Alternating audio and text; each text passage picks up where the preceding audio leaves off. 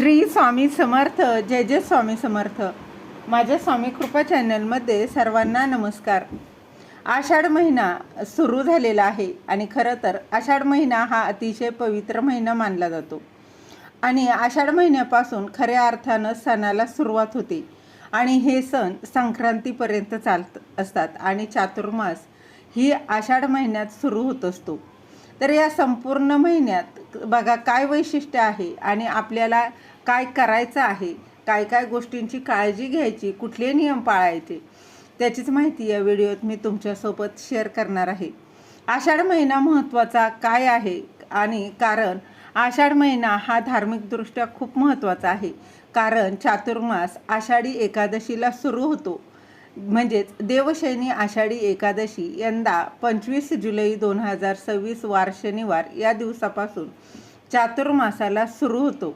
आता आषाढ महिन्यात आषाढी एकादशी ते आषाढी अमावस्या आणि गुरुपौर्णिमा हे 3 अतिशय महत्त्वाचे दिवस आहे. महत्त्वाचे सण असल्यामुळं आषाढ महिन्याला पण अनन्यसाधारण असं महत्त्व आहे. सगळीकडे बघा हिरवळ आहे, वातावरण एकदम थंड झालेलं असतं आणि त्यातच बरोबर ह्याच हिरवळीमुळे आपल्याला निसर्गाचा सुद्धा आनंद घेता येत असतो आणि व्रत वैकल्यसुद्धा करू शकतो. तर आषाढ महिना हा भगवान विष्णूंना समर्पित आहे आणि त्यातल्या त्यात आषाढ महिन्याचा प्रत्येक गुरुवार तेवढाच बघा महत्त्वाचा आहे. तर बघा काय या महिन्यात कुळाचार केला जातो. आषाढ महिन्यामध्ये कुळाचार केला जातो कारण आषाढ महिन्यातच गुप्त नवरात्रसुद्धा असतं. आता आपण ऐकलं आहे, आता काही ठिकाणी बघा आषाढ महिन्यात आखाड पण त्याला म्हटलं जातं. आखाड तळायचा असतो, आखाड तळायचा. आता काही गावामध्ये हे वाक्य वापरलं जातं. तर काही बघा आखाड तळणं, काही ठिकाणी देवाला नैवेद्य देण्याची प्रथा आहे, तर काही ठिकाणी कुळाचार करण्याचीही प्रथा आहे. आपण बघितलं असेल सुट्ट्यांमध्ये जे लोकांना बघा देवाला जाणं शक्य होत नाही, त्यांच्या मूळ पीठावर जाणं शक्य होत नाही, ते ह्या आषाढ महिन्यात आवर्जून जातात.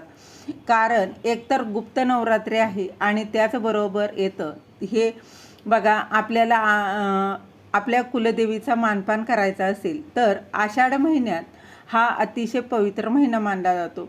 आता काय करायचं ना ते तुम्हाला सांगते. बघा आषाढ महिन्यात जर तुमची इच्छा असेल की तुमच्या बघा कुलदेवताच्या मूळ पीठावर जाऊन म्हणजे आई भगवतीची पूजा करावी, तिची भेट घडून आणावी. जर आपल्याकडे बघा टाक असेल तर आई भगवतीची भेट घडून आणू शकता. त्याचबरोबर तुम्ही मूळ पीठावर जाऊन आई भगवतीचा मान सन्मान जो आहे जर तो करायचा असेल तर तो सुद्धा तुम्ही या आषाढ महिन्यात केला तर अतिशय उत्तम.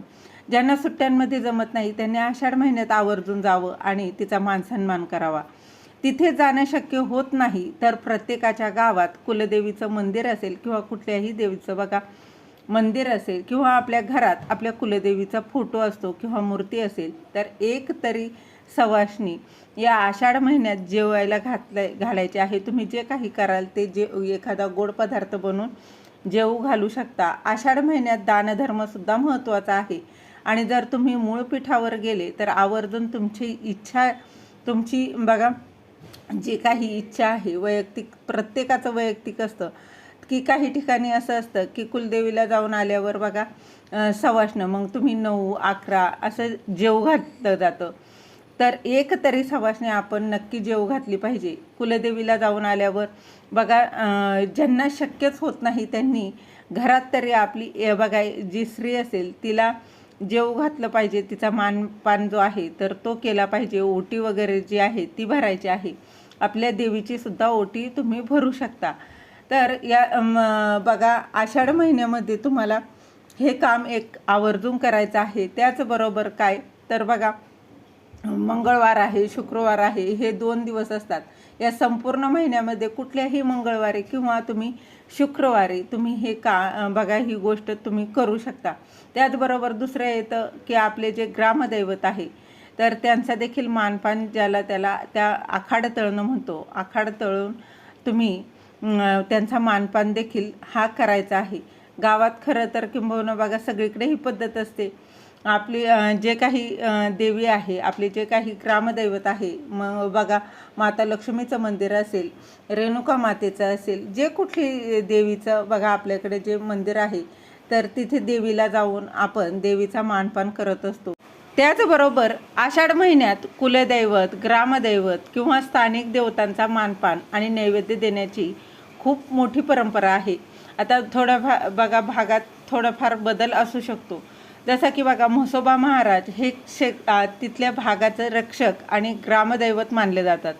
तर आषाढ महिन्यात म्हसोबाचा मानपान हा केला जातो. म्हणजेच काय, म्हसोबाच्या देवळाची किंवा तिथल्या परिसराची स्वच्छता करून बघा त्या म्हसोबाच्या म्हणजेच म्हसोबाच्या दगडाला शेंदूर, तेल अर्पण केलं जातं. त्याचबरोबर नैवेद्य देखील अर्पण केला जातो. आता बघा काही भागात या दिवशी म्हसोबाला तिखटाचा म्हणजे मांसाहाराचा नैवेद्य करण्याची देखील बघा परंपरा आहे.